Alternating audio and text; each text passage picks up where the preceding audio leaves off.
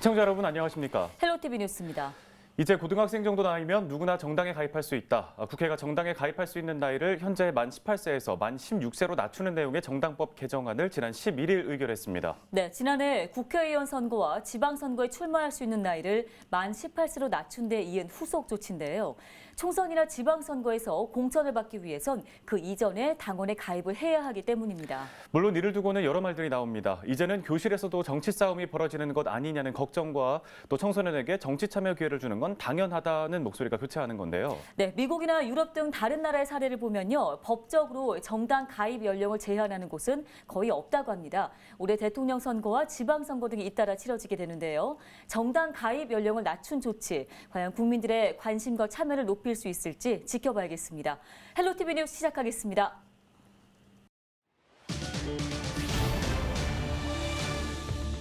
강원 내륙과 산지를 중심으로 한파특보가 발효됐습니다. 동해안 일부 지역을 제외하고 대부분 지역이 낮 기온도 영하의 분포를 보였습니다. 이번 추위는 14일 절정에 이를 것으로 예보됐습니다.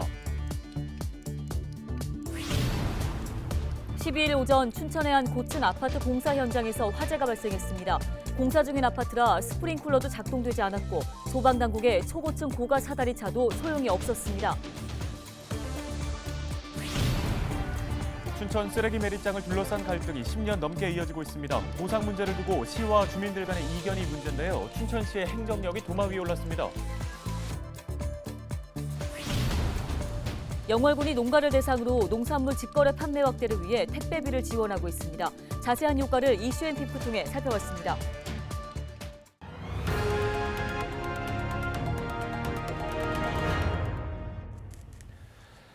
최근 광주의 신축 아파트 공사 현장 붕괴 사고로 놀란 분들 많으시죠? 12일 춘천의 한 초고층 아파트 공사 현장에서도 화재가 발생해 많은 시민들이 놀란 가슴을 쓸어내렸습니다. 네, 다행히 인명 피해는 발생하지 않았지만 화재 발생 지점이 워낙 높았던 탓에 하마터면 대형 사고로 이어질 뻔했습니다. 이송미 기자가 현장 취재했습니다. 고층 아파트 옥상 위로 검은 연기가 피어오릅니다. 12일 오전 9시 40분쯤 춘천 온이동의 주상복합 아파트 공사 현장에서 화재가 발생했습니다. 이 화재로 당시 아파트 내부에서 작업 중이던 인부 4명이 대피했고 이 중 1명은 연기를 마셔 병원으로 옮겨졌습니다. 아파트 49층에서 발생한 불은 화재 발생 후 1시간 반 만에 꺼졌습니다. 소방당국은 고가 사다리차와 소방 헬기 인력 40여 명을 투입해 진화 작업을 벌였습니다. 하지만 아파트 준공전이라 소방 설비가 제대로 갖춰져 있지 않은 탓에 소방관들이 소화기를 들고 화재 지점인 49층까지 올라가야 하는 등 초기 진화에 어려움을 겪었습니다. 22층 이 정도까지 밖에 전기가 안 될 겁니다. 그래서 그 상태에서 밑에서 물을 품어서 올린다 하더라도 그다음에 저희가 가져간 소방 펌프차에서 소방 호스를 한 25번 정도를 엘리베이터 통해서 또 올려가지고. 이날 화재 진압 현장에 투입된 강원 소방본부의 고가 사다리차는 53m용으로 최대 20층 높이의 빌딩 화재 진압이 가능합니다. 그러나 화재가 발생한 춘천 온이동 아파트의 발화 지점은 49층이었던 탓에 소방 장비는 사실상 무용지물이 될 수밖에 없었습니다. 향후 약사동에도 지상 34층 규모의 아파트가 입주를 앞두고 있는 가운데 향후 고층 빌딩 화재에 대한 강원도의 소방시설 장비 확충이 시급해 보입니다. 헬로티비 뉴스 이송미입니다. 12일 낮 2시쯤 평창군 진부면 상진부리한 야산에서 화재가 발생해 1시간 만에 꺼졌습니다. 불이 나자 산림당국은 특수진화대와 공무원 등 인력 30여 명, 헬기 석 대 등 장비 6대를 동원해 진화를 벌였습니다.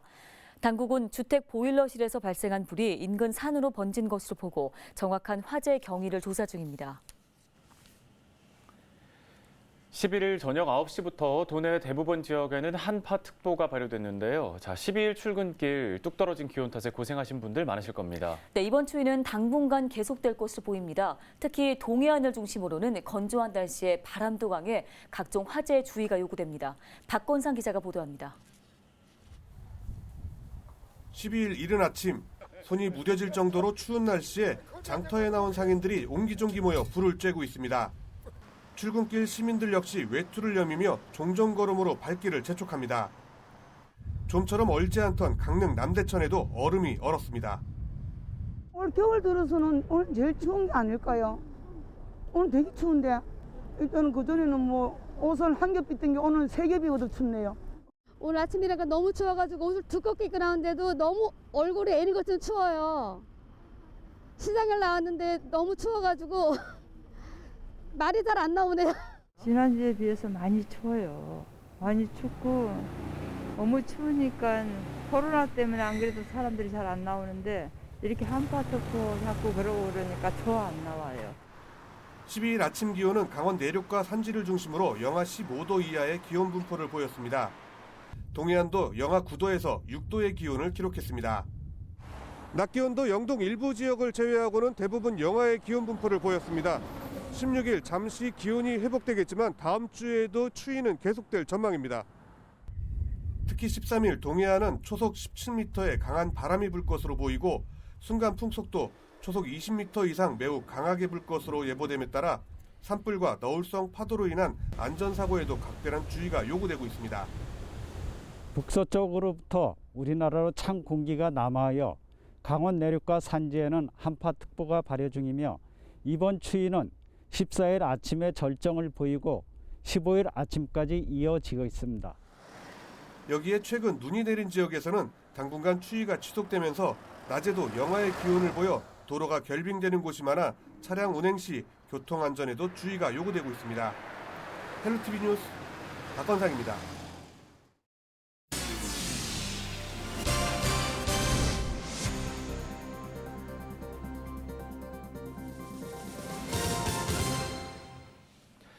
춘천 쓰레기 매립장을 둘러싼 갈등이 10년 넘게 지속되고 있습니다. 보상 문제를 두고 춘천시와 주민 간의 의견이 좁혀지지 않고 있는 건데요.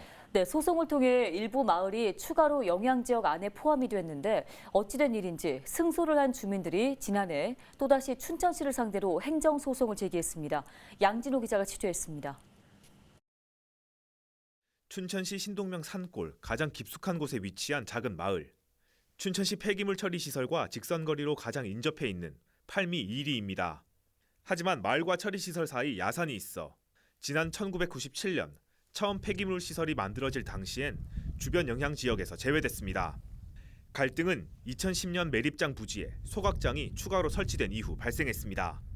주민들은 소각장 운영으로 피해 발생이 지속되자 결국 행정소송을 제기했고 승소 판결을 받아냈습니다. 그런데 춘천시는 대법원 판결 이후 그간 통합해서 관리해오던 주변 영향 지역의 범주를 돌연 매립장과 소각장으로 분리시킨 뒤 팔미 1리를 소각장 영향 지역에서 배제시켰습니다. 그간 춘천시가 설정한 주변 영향 지역 범주를 살펴봤습니다. 지난 2010년 춘천시가 고시한 주변 영향 지역 결정문에는 소각장과 매립장이 같은 부지에 건설됐기 때문에 매립장 영향 권역에 포함시켜 주변 영향 지역을 설정한다고 나와 있습니다. 대법원 판결 이후인 2020년 8월 결정문 역시 마찬가지입니다.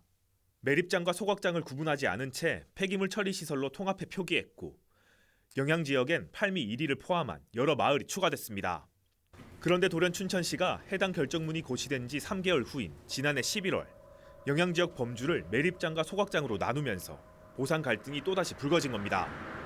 그렇게 고통을 내내 지내면서 그래도 가을까지 날이 추워질 때까지 우리가 어디다가 하소연할 데가 없었잖아요. 그러니까 그냥 시장에 가서 데모만 하는 거예요, 그냥. 춘천시의 결정에 반발한 주민들이 주민지원협의체 참여를 거부하자 춘천시는 기존 마을만 보상 대상에 포함시켰습니다.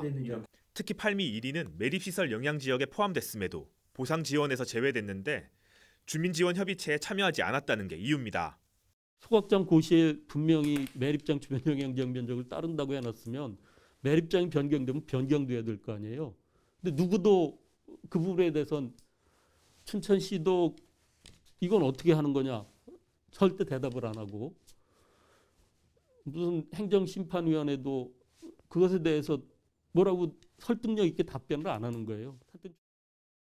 결국 주민들은 지난해 3월 춘천시를 상대로 추가 행정소송을 제기했습니다. 현재 춘천시는 유권 해석을 통해 대법원 판결문에 명시된 폐기물 처리 시설이 소각장을 제외한 매립장 폐기물 시설만을 지칭한다고 설명하고 있습니다. 다만 향후 매립장 재생 사업으로 추가 소각장이 건립될 경우 주변 영향지역 범주를 조정할 여지는 있다고 덧붙였습니다. 글쎄 영향권역을 정기적으로 조사를 하게 돼 있거든요. 조사해서 그 안에 새로이 포함이 된다면 예를 들어서 이제 영양권역은 변동이 가능하잖아요. 왜냐면 현재 지금 170톤이 운영되고 있는데 예를 들어서 뭐 100톤을 증설을 했어요. 그러면 용액 커지잖아요. 그럼 당연히 영양권역도 더 넓어질 수도 있는 거고. 10년 넘게 정리가 되지 않으면서 보상을 받는 마을과 그렇지 않은 마을 사이 갈등까지 발생하고 있는 폐기물 처리장 문제. 춘천시는 수명이 얼마 남지 않은 폐기물 처리 시설의 재생을 위해 조만간 추가 소각장 설치를 진행할 예정입니다. 헬로티비 뉴스 양진호입니다. 강원도교육청이 오는 28일까지 도내 학교 89곳의 성면 해체 제거 작업 현장을 점검합니다. 이에 따라 지역 교육지원청과 합동으로 공사 시 비닐 밀폐 여부와 작업 안내서 적용 여부, 동일 건물에서 돌봄 교실을 운영하는지 등을 확인할 계획입니다. 도교육청은 지난 2016년부터 1급 발암물질인 성면 해체 제거 사업을 추진 중이며 1월 기준 도내 학교의 93%에서 성면 제거를 완료한 것으로 확인했습니다. 강원경찰청이 지난해 11월부터 도입된 음주운전 집중 단속 기간 중 도내에서 음주운전으로 인한 사고로 3명이 사망했다고 밝혔습니다. 또 방역 지침이 강화된 지난해 말부터 오후 8시부터 10시 사이 전체 음주운전 사고의 30% 가까이가 되는 것으로 확인됐습니다. 이에 따라 강원경찰은 음주운전 단속 기간을 다음 달 말까지 연장하고 암행 순찰팀을 동원해 단속을 강화한다는 방침입니다.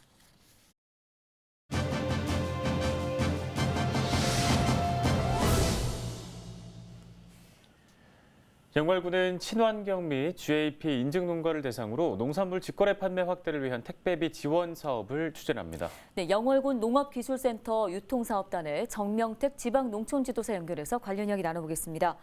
자, 영월군에서 추진하고 있는 농산물 직거래 택배비 지원 사업에 대한 먼저 설명을 좀 들어보겠습니다. 농산물 직거래 택배비 지원 사업은 지역에서 생산된 농산물의 직거래 판매를 확대하고 농업인들의 농산물 유통 비용을 경감시켜드리고자 택배비의 일부를 지원해드리는 사업입니다. 사업 대상자는 친환경 및 GAP 인증을 받으신 농업인 및 단체이며 친환경 및 GAP 인증 농산물과 이를 가공한 단순 가공품에 한하여 택배비가 1인 최대 50만 원까지 지원됩니다. 판매 경로를 넓히고 싶은 농가들이 관심 많을 것 같습니다. 참여 방법과 또 받을 수 있는 혜택도 자세히 소개를 해주시죠. 사업비를 지원받고자 하시는 친환경 및 GAP 인증 농가께서는 가까운 읍면사무소에 1월 26일까지 사업 신청을 하시면 되고요.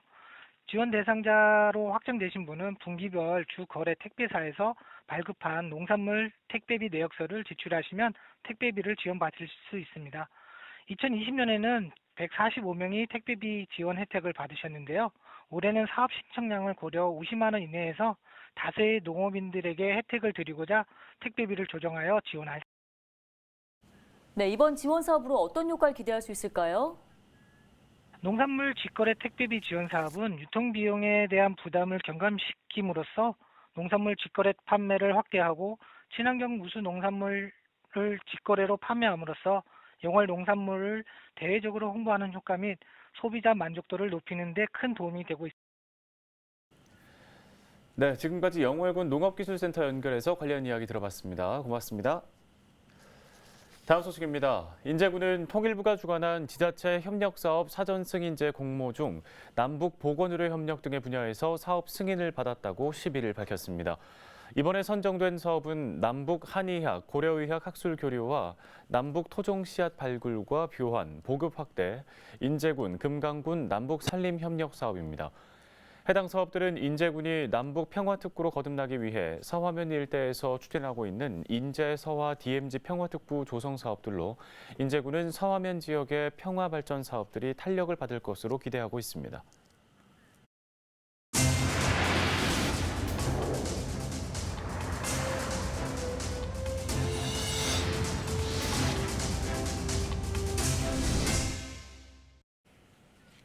헬로티비 뉴스가 오늘 준비한 소식은 여기까지입니다. 네, 여러분 고맙습니다.